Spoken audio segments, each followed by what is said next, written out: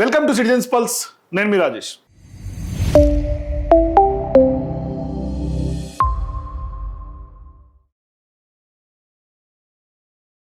తెలంగాణలో కాంగ్రెస్ పార్టీ ప్రభుత్వం ఏర్పడిన తర్వాత ప్రతిపక్ష పార్టీ నాయకుల పైన పెద్ద ఎత్తున కేసులు బనాయిస్తూ వచ్చినారు.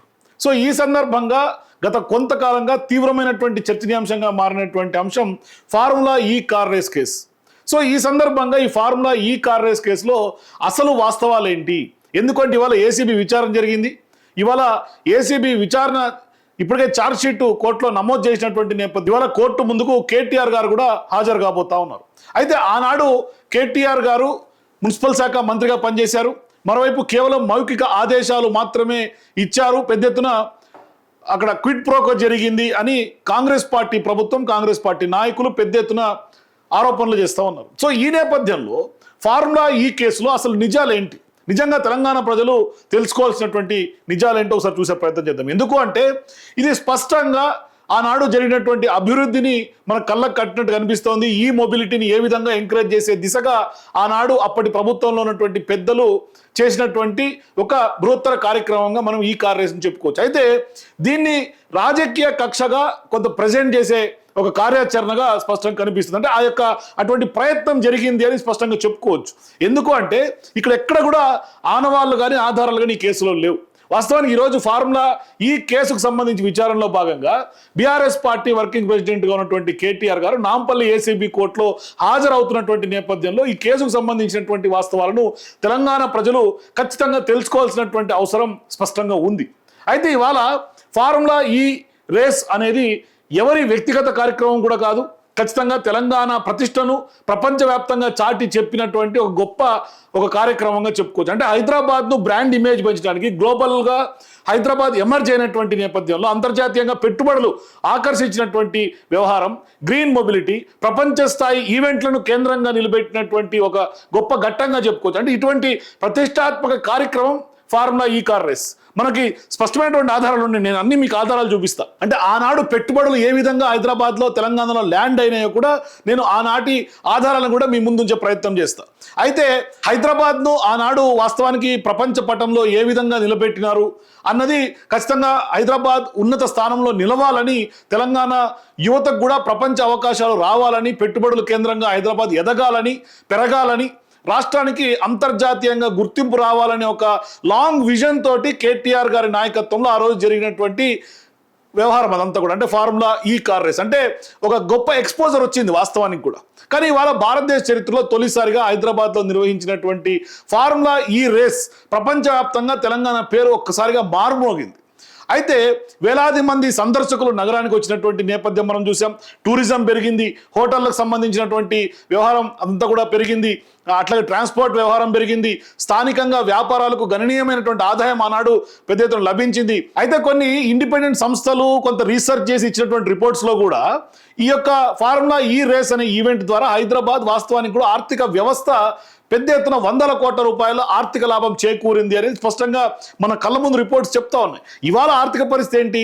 పెట్టుబడులు వచ్చే పరిస్థితి లేదు, రెవెన్యూ లోటు కనిపిస్తూ ఉంది. రెవెన్యూ కూడా ఎక్కడ కూడా రెవెన్యూ జనరేషన్ మీద దృష్టి పెట్టినటువంటి ఈ ప్రభుత్వం ఇవాళ గతంలో పెట్టుబడులు ఏ విధంగా ఆకర్షించేందుకు పెద్ద ఎత్తున ఫార్ములా ఈ రేస్ చేశారో మనకు అర్థమవుతుంది.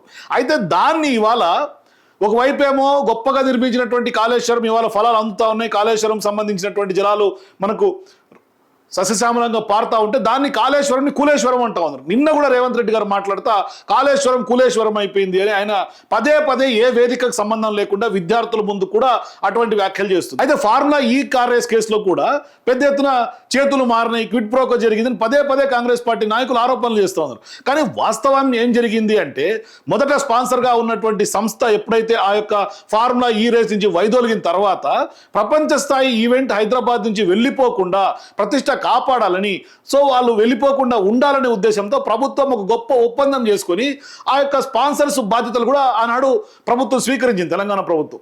అదే ఒప్పందం ప్రకారం చెల్లింపులు జరిగాయి. కానీ దాని వెనకాల లావాదేవీలు ఏమీ లేవు, వ్యక్తిగత లబ్ధి ఎవరికి జరిగినటువంటి అటువంటి క్వశ్చన్ లేదు. ఇక్కడ కొన్ని కీలకమైనటువంటి వాళ్ళు చేసే ఆరోపణలు ఏంటి? వ్యక్తిగతంగా లాభం జరిగింది, క్విడ్ ప్రోకో జరిగింది, ఎక్కడ అటువంటి ప్రశ్న లేదు.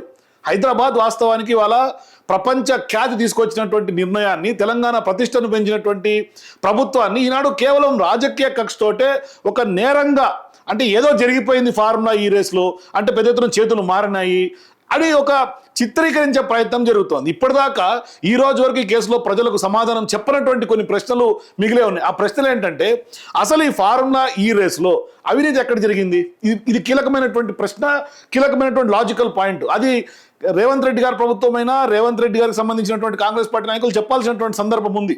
అంటే ప్రభుత్వానికి జరిగినటువంటి ఏమైనా నష్టం ఆర్థికంగా ఏమైనా జరిగిందా, ఎక్కడ ఏ నిబంధన, అంటే ఏ రూల్ ఉల్లంఘించబడింది? ఈ 3 ప్రశ్నలు ఖచ్చితంగా రేవంత్ రెడ్డి గారి ప్రభుత్వం సమాధానం చెప్పాలి.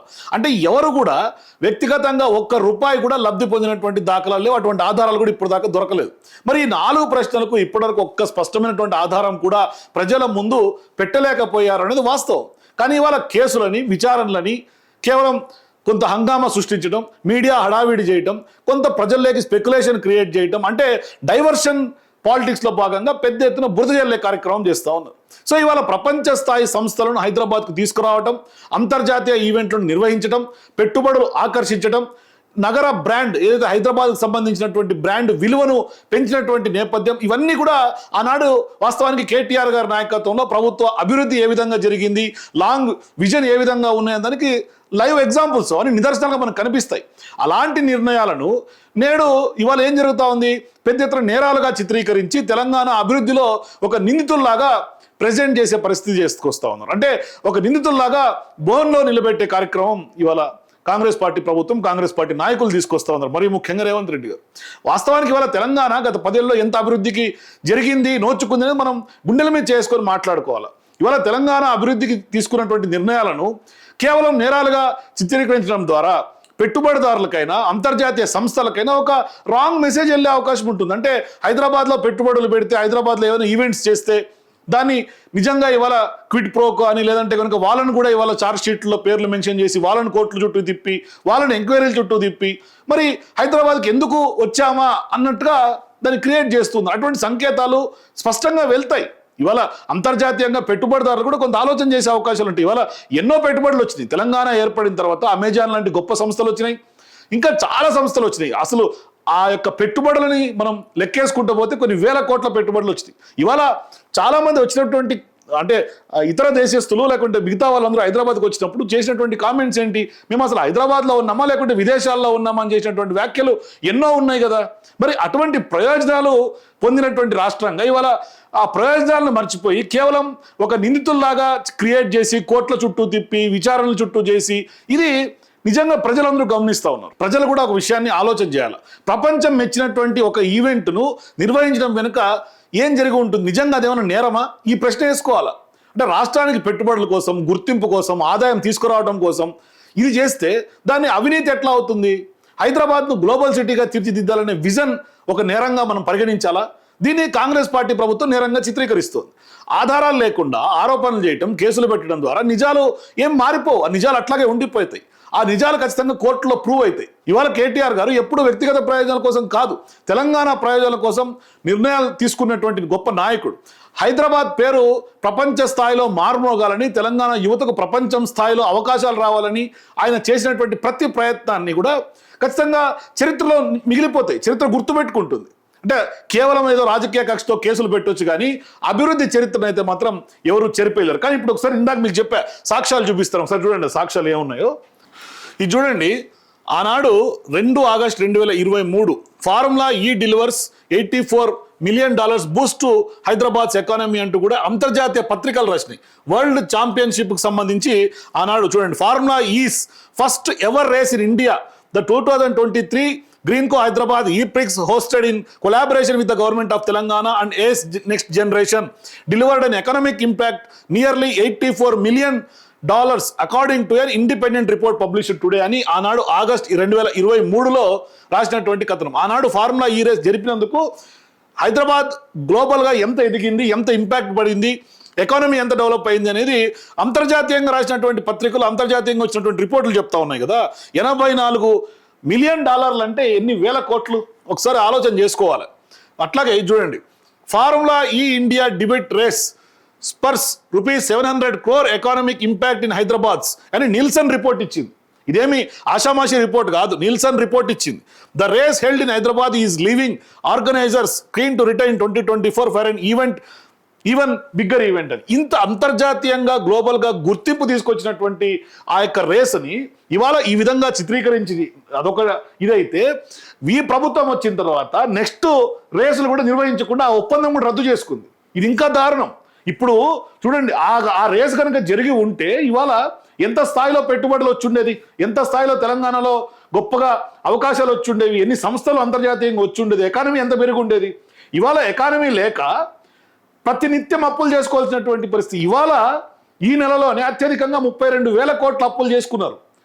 అంటే బడ్జెట్లో పెట్టినటువంటి అంచనాల కంటే కూడా ఇంకా ఎక్కువ అప్పులు చేసుకుంటున్నారు. కనీసం డైలీ వేజెస్ కోసం, లేకుంటే ప్రతినిత్యం జరగాల్సినటువంటి జీతాల కోసం, వేజెస్ కోసం కూడా ఇవాళ అప్పులు తీసుకొస్తున్నటువంటి పరిస్థితి. అంటే భవిష్యత్ ఏంటి తెలంగాణ భవిష్యత్? ఇవాళ ఇటువంటి బంగారు తెలంగాణ కోసమా మనం కొట్లాట తెచ్చుకుంది? నీళ్లు నిధులు నియామకాలను తెచ్చుతున్నటువంటి తెలంగాణలో ఇటువంటి అప్పుల తెలంగాణగా మిగులుస్తున్నటువంటి పరిస్థితి కదా. చూడండి, ఇంత గొప్ప స్థాయిలో నిల్సన్ రిపోర్ట్ వచ్చింది. అట్లాగే Amara Raja batteries plans to invest 9,500 crore battery manufacturing R&D in Telangana. ఇది రీసెంట్గా స్టార్ట్ అయింది. ఏ ముఖ్యమంత్రి అయితే ఇవాళ అమర్ రాజా గురించి ఆనాడు కీ రోల్ ప్లే చేసి అప్పట్లో కేటీఆర్ గారు 9,500 కోట్ల పెట్టుబడులను, అది కూడా ఏంటి బ్యాటరీ మ్యానుఫ్యాక్చరింగ్ ఇండస్ట్రీ, అంటే ఇవాళ ఈ మొబిలిటీ ఎంత పెరిగిందో చూడండి. ఇవాళ ఇదే ముఖ్యమంత్రి రేవంత్ రెడ్డి గారు పెద్ద ఎత్తున ఈవీ వెహికల్స్ కోసం మేము ప్రభుత్వం నుంచి కొంత రాయితీలు ఇస్తామని చెప్తున్నారు కదా. ఇవాళ వాస్తవానికి ఆనాడే పునాది పడింది కదా, ఈ మొబిలిటీ కోసం పునాది వేసిందే ఆనాడు కదా, ప్రభుత్వంలో కదా. మరి ఇవాళ 9,500 కోట్లతో ఆనాడు అమర్ రాజా సంస్థను తీసుకొస్తే ఆనాడు పెద్ద ఎత్తున ఒక ఎకనామిక్గా పెద్ద ఎత్తున డిస్కషన్ జరిగింది. అంటే ఎకనామిక్ గ్రోత్ ఏ విధంగా అవుతుందని. ఇవాళ వాస్తవానికి ఇదే అమర్ రాజా సంస్థ నిర్వహించి, అంటే వాళ్ళు పెట్టినటువంటి కంపెనీలను రేవంత్ రెడ్డి గారు ఓపెన్ చేస్తా ఉన్నారు. అది పునాది వేసింది ఎవరు? ఆనాడే కదా పునాది పడింది. చూడండి, the initial facilities would include an energy research and innovation centre in Hyderabad dubbed the Amara Raja E hub. It will be equipped with advanced laboratories and testing infrastructure for material research. అట్లాగే prototyping, product life cycle analysis and proof of concept demonstration the company said అని ఆనాడు వచ్చింది. అట్లాగే Hyundai to invest 1,400 crore in Telangana's mobility valley. ఆ రోజు thanking Hyundai for becoming a part of the mobility valley, KT Rama Rao assured the leadership team of Hyundai of providing complete support for the state government in setting up in the their proving grounds అని ఆ రోజు ఎప్పుడు వచ్చింది? ఇది 2022 మే 26 వచ్చింది కథనం. అంటే ఇంట్ల స్థాయిలో హుండై 1,400 కోట్ల పెట్టుబడి పెట్టింది. ఇట్లా పెట్టుబడులు వస్తాయి. ఇవేమి అబద్ధాలు కావు. ఈ సాక్ష్యాలు ఏమి చెరిపేస్తే చెరిగే జ్ఞాపకాలు కాదు, లేకుంటే గుర్తులు కాదు. అవన్నీ పేపర్ కథనాలే కదా నేను చూపించేది. ఇది ఎక్కడిది? ఇండియన్ ఎక్స్ప్రెస్లో వచ్చినటువంటి పేపర్ కథనం. ఇది ఎప్పుడు వచ్చింది చూడండి, డేట్ కూడా చెప్తాను మీకు. డేట్ ఎప్పుడుది ఇది? ఆనాడు వచ్చినటువంటి కథనం 2022లో 2023 Telangana EV day, battery vehicles sector fully charged up in the state to observe EV day today. Industry like to attract more than 4,000 crore in investments over next 5 years. ఈ రేసులు కనుక ఈ విధంగా కొనసాగి ఉంటే 4,000 కోట్ల పెట్టుబడులు నెక్స్ట్ 5 ఏళ్లలో వచ్చేవి. అవి లేకుండా క్యాన్సిల్ చేసుకున్నటువంటి పరిస్థితి. వాళ్ళు ఉన్నప్పుడే పునాదులు పడితే పునాదుల్ని ఆ స్థాయిలోనే చెరిపేశారు. అప్పటికే ఎన్ని పెట్టుబడులు వచ్చాయి చూడండి. ఇవాళ ఏమంటా ఉన్నారు? పెద్ద ఎత్తున అదేదో జరిగిపోయింది, క్విడ్ ప్రోకో జరిగిపోయింది, ఇంకేమో జరిగిపోయింది. ఎవరు వ్యక్తిగతంగా లాభం పొందింది లేదు. ఇలా ట్రాన్స్ఫర్ కూడా మొత్తం బ్యాంక్ టు బ్యాంక్ ట్రాన్స్ఫర్ జరిగింది. ఆ రోజు చేసినటువంటి government of Telangana payments Telangana account నుంచి ఆ ఫారిన్లో ఉన్నటువంటి ఈ కార్ రేస్ నిర్వహించినటువంటి ఆ సంస్థలకే పోయింది. అట్లాగే బిలిటీ lines of $150 million to set up an electric 3-wheeler facility in Telangana. ఇది ఎప్పుడు వచ్చింది? April 19, 2022. The new plant is estimated to drive private investment of $150 million and create 3,000 jobs in the state, aligning with the state's policy to become a global hub for electric vehicle and energy storage manufacturing, the California-based company said in a statement. అని US-based Bility Electrical INC. ఇంకా చూసుకోండి. తర్వాత formula E race సంబంధించి last minute race cancellation, heart breaking.